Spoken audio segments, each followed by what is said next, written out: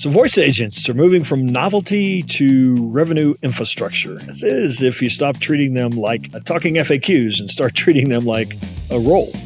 Maybe qualifier, scheduler, concierge, onboarding guide, retention rep, upsell assistant. That's what we're going to talk about today. People don't want to be sold.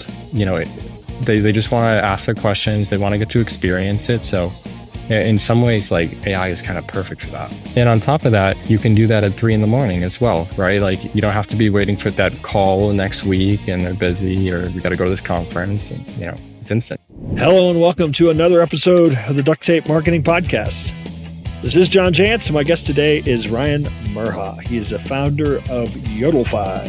Yodify helps creators and brands stay personal at scale by letting followers call and text an AI that speaks in the creator's own voice, grounded in their content library. So, Ryan, welcome to the show. Hey, thanks for having me. Did I say, I asked you how to pronounce your last name, but then did I pronounce Yodify right? Yes, it is Yodify. Yeah. Okay, awesome. So we're talking about voice AI. So let's kind of set the table. There's a lot, there's IVRs, there's LLMs are, participating chatbots. I mean, so what's a voice agent? Yeah. So a voice agent, most agents are just interacting with an LLM. A voice agent is essentially just an LLM that knows it's supposed to respond in a way that's like naturally speaking. And then you use another tool to have it actually read that text out loud as it's coming. So typically, like if I had a library, if I wanted somebody to be able to answer questions about my business or my service, I would just give it everything I could and then hope, when somebody asked a question, it would access the right thing in giving a response. I mean, is that as simple as it comes? Essentially that's what it is. So you want to build a knowledge base, but there's kind of two components to it. So one is, let's say all of the episodes that you've ever done, and we could take all that text and we could feed that to the LLM that it could use for, context. But the other piece is that we also have to make the agent feel like you and act like you in different points that you interact. So you mean literally you, like it would sound like they were talking to Jantsch. Well, yeah. So we do also clone the voice. So we could take a lot of your audio and use that to clone your voice. But the thing that we've been finding is that a lot of people will say, here's a prompt. Hey, you're an LLM, be Jantsch, and here's all of his episodes. And they're typically getting pretty poor results with that because you as, say, a podcast host, you have a lot of different states. Sometimes you may be, explaining something, and sometimes you may be asking a question or pushing back on something. And so what we try to do is we try to have a few different LLMs that an agent can call on and can be different versions of you and have different access to pieces of knowledge that you may need at a certain time. So that way it sounds like you, it feels like you, it responds like you. And would it be as simple to say, when I hear you describe that, I'm like, oh, this is when John's feeling kind of sad. This is when John's having a really good day and happy. Or is it really more, this is John in his sales hat and this is John in his customer service hat? Yeah, exactly. It's going to be the latter. And that's what's going to make it feel like you're actually speaking to a person compared to, just the LLM. Because what a lot of people are used to is speaking with the LLM like over a chat window, right? Chat GPT or something like that. And that hides a lot of the sort of mistakes. But when you start talking with it, you realize, very quickly. Yeah. It butchers my name, for example. But might as well. Yeah, I think, so where do you think we are in the world today? At one point, people were like, I hate those things, or gosh, I'm talking to a robot. And, but I get the sense that now as more and more, well, first off, as the technology's gotten better, but as more and more people have had good experiences, do you feel like the acceptance to where it's like, I know I'm talking to AI and I don't care? Yeah, I think people, I really think like 2026, 2027 are going to be the years of like real voice agents. I think people have been interacting in these chat functions for a while now, and they're going to want to start having a more real experience. And kind of like I was describing how we build these agents, it's going to have to be a little bit more tailored to the experience that the user's looking for. I guess where we're at in it, I think we're still actually quite early. You know, a lot of people are not even using any voice agent, for example. Yeah. So one of the things that I think I picked this up from off of your website, you talk about a voice agent that critically thinks. How is that happening? I mean, again, when I hear that, I hear like, you know, they're actually making decisions. You know, they're not just accessing stuff and predicting what you want to hear. Yeah. So without giving away too much of the secret sauce, we use like multiple levels of LLMs, right? And within those, there's different instructions. Like one may just be orchestrating, and another one may be doing an action. Another one may be, you know, calling a different LLM to give it a response. So we break up all of those tasks to be so that way each LLM call is like very targeted. And that's kind of the mistake that we're seeing a lot of businesses like fall into right now is they buy a cool AI tool. It looks great in the demo. And then they get their hands on it and they're like, this isn't working for me.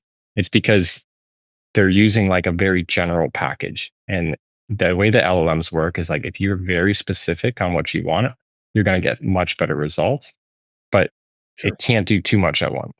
Yeah. You can't just brain dump the entire organization's knowledge base in there. Unfortunately, and hope it finds what you're looking for. So I'm curious about this because I have, you know, the way people are buying today is really changing, right? I mean, they're doing a lot more research. They don't want to do a sales call. I mean, they want to get all the way to almost to the point of deciding and then have like a consultation, you know? And so I have a theory that AI agents are going to play a role in that because where people will actually offer them, not ready to talk to a human, you know, talk to the AI voice agent. They can answer all your questions and they're not going to hard sell you. I mean, they're not going to, do you feel like there's a point in the buyer's journey where that's actually going to be seen as a value add as opposed to a convenience? I love that you brought this up because we were actually planning on doing this. Yeah. You know, just like when you go to a website now and a little chat thing comes up and it's like, hey, maybe I can answer a few questions. Yeah. The technology is there to be like, you know, take it that much further.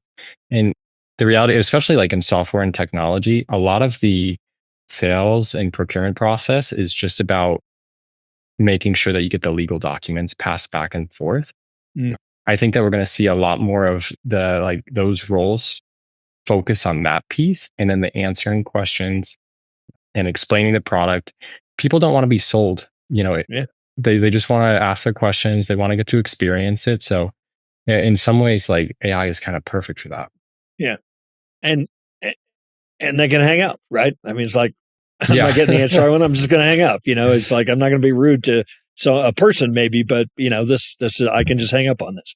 And on top of that, you can do that at 3 a.m. as well, right? Like you don't have to be waiting for that call next week and they're busy or you got to go to this conference and, you know, it's instant. So let's talk that through. I think you also use the term purpose built. Let's walk through the framework of giving a voice agent a job description and then maybe let's explore what the limitations are. So let's go with a typical kind of business development agent. Somebody buys a low cost product on your website and you want to upsell them to the higher cost. You know, can a voice agent reach out, or is that really more of we're going to train that person to be able to answer anybody's questions that they might have about what's next? So there's full tools available already that have this like full, and we've experimented a lot with one of them for building some of our agents, just because of the functionality that they come with, where they can already call, they can lead the conversation. They'll have sort of what you can, like, if you can imagine like a timeline, and then along that timeline, you have different prompts. And when the agent gets to a certain like criteria, it meets that, it goes to the next prompt. And so these tools are very cool. You can have a conversation with it and feel like you're speaking with a person, and you can get very advanced with it. It can remember your names or your ticket number or things and reuse them later and go update the database when it's done. So, and on top of that, you can use it 1,000 times at the same second instead of just like an individual. So do you are we at a point where some people are feeling duped? Like, where it's like, I thought I was talking to a human, and even if they got the result they wanted, it still felt, they still felt sort of deceived. I was on a call the other day and I was trying to ask the person, like, are you a AI agent? And I think they felt offended because maybe they weren't, but I'm still not convinced they weren't, but there's certain tells that, if you speak with these all the time, you're like, okay, there's a delay here and the accent is changing a little bit and things like that. So yeah, I think people don't want to feel that they're talking to an agent yet, but I do think that's going to change. Well, and do you think we're at a point where, and I'm not saying disclose it because it's an ethical thing, but just to disclose it because people want to, it's a transparent thing. It's like, hey, talk to our AI advisor. They're, they have all the answers for you. So, I mean, it's like right up front, even though it feels like a conversation, I know it's not. I mean, you think that's kind of the crossroads right now? I don't know. I'm one of those people that, they're like, do you want to share your data? And I'm like, yes, take all my data and customize my experience and things like that. But I could imagine there's a lot of people who want to be very private. Yeah, I think that's going to be a hurdle that we have to face. And it is going to be a deciding factor of like how people decide to do business with certain companies. It should at least be on the website. I forgot to tell you when we booked this interview, I do need your social security number. No problem.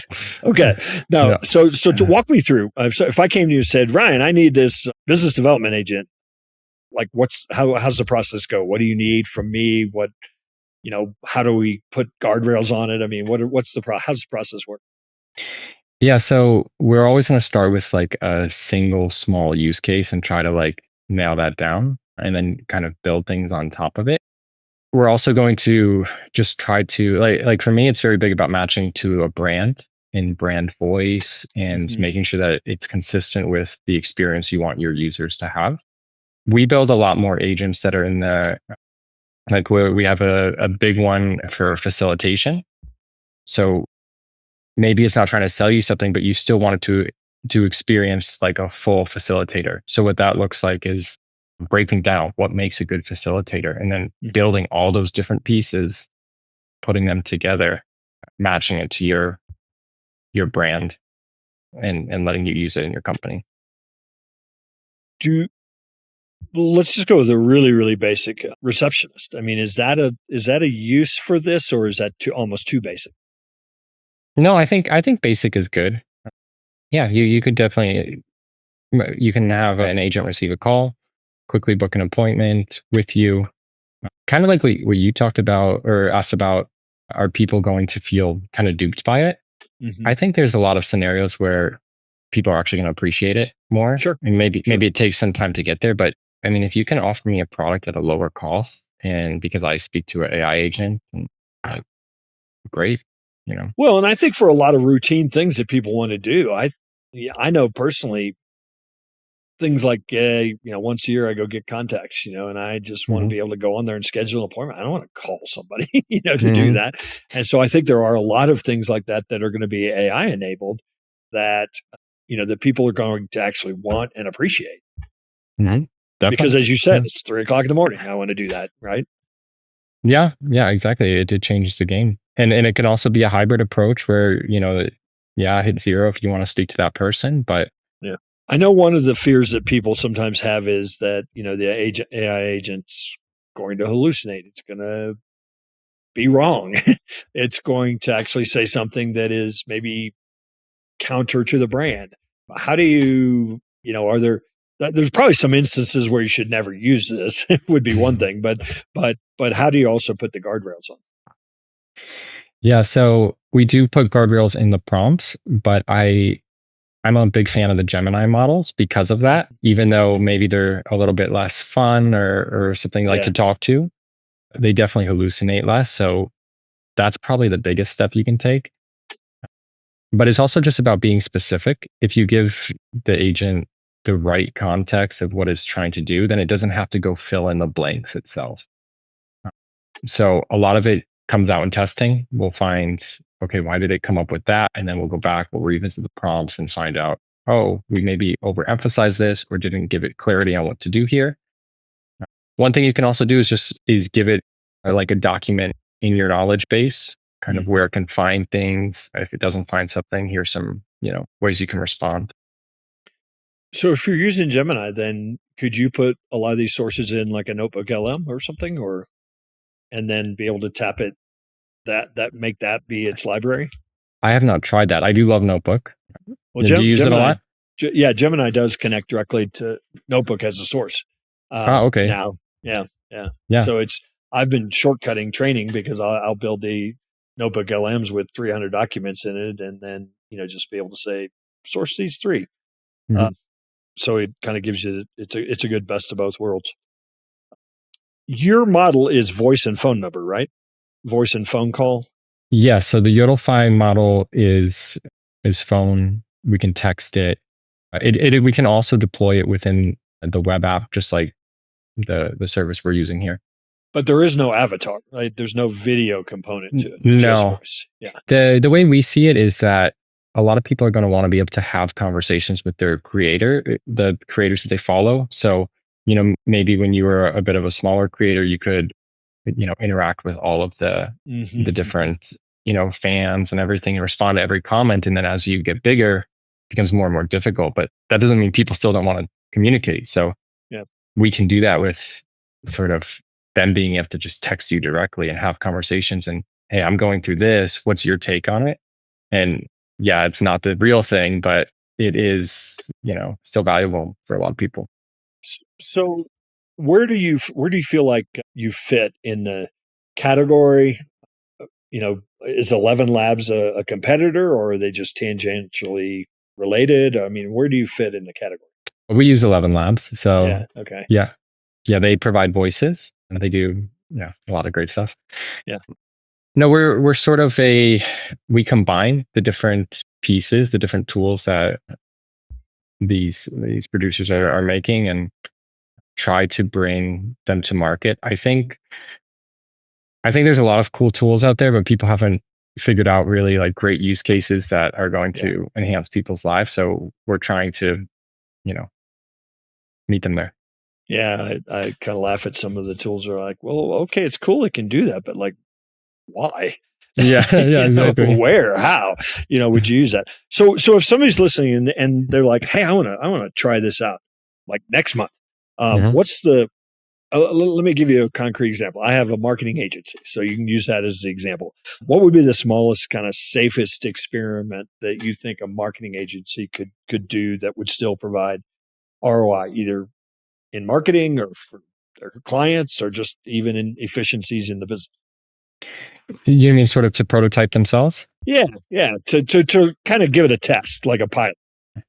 Yeah, I would say, ChatGPT has these, I think they're called GPTs. I think that's a nice way to test GPTs, something. Yeah. Right. I think that's a nice way to sort of test. You can upload a few files and like talk with it and be like, oh, is this interesting for us? Definitely have a few customers try it, because there's no point in building something that your customers don't want. And then, if you're getting a lot of good reactions, then you can, engage us, or we can point you in the right direction to somebody that would. Well, I guess I was asking specifically about Yodify. Like if somebody wanted to do a pilot, came to you and said, we heard this show and we want to do a pilot, but we want to start really small. Is there a place that you would say, hey, this is a small, safe experiment that I think you'll get some value from? Yeah. So what we would do is we would probably do like a single prompt LLM. So very, very basic, which is basically what I told you we don't do, but it's kind of the starting thing that you can play around with. And we'd have like a single prompt. We'd upload a few of your files, and then we would let you call it and be like, maybe we do like a very quick and dirty like voice clone. We'll say like, okay, is this interesting for you? Maybe show it to a few of your customers, get some feedback. And then, we have different ways we can price it. We like to be an additional revenue stream for creators. So, but yeah, it could be an ad agency, or we can build all kinds of agents. But for our creators, we try to be an additional revenue stream. So maybe they already have a paid tier and they can kind of incorporate it in there and add 2 cents on or something like that. Got you. Okay. Well, again, appreciate you taking a few moments to stop by the Duct Tape Marketing Podcast. Is there some place you'd invite people to connect with you, learn more about Yodify? Yeah. So LinkedIn is my main social media. So you can find me on LinkedIn, Ryan Murha. Yeah, we have Yodify.com. And then that's actually a brand that belongs to another bigger project, Methodic, which is actually going to be launching here, the beta version. So if you're interested in checking out AI facilitation, would be awesome to get some beta users. Awesome. Well, again, appreciate you stopping by, and hopefully maybe we'll run into you one of these days out there on the road. Sounds great. Thanks for having me. Thanks, Ryan.